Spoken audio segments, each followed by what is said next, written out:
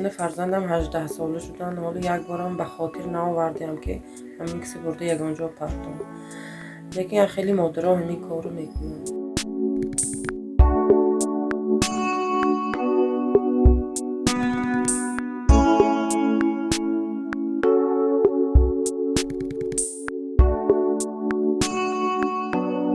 روز مادرم دلسوز مادرم، گنجی یگانه ام خورشید خاورم.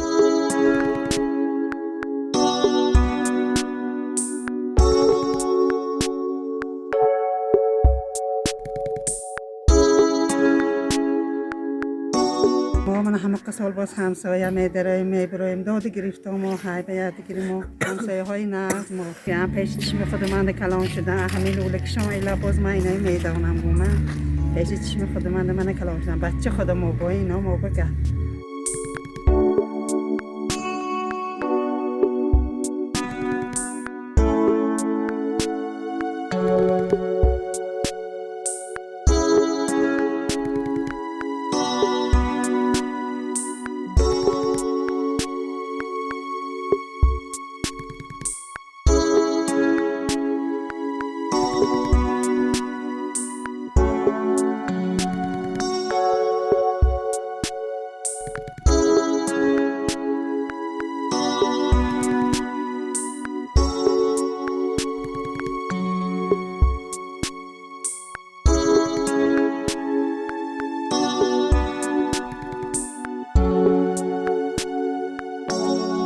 من صحت شده هندوستان میایم خدا بشکر. شکر که خداوند موقع عقلی را ساخت به چشم کاشون نبیندم.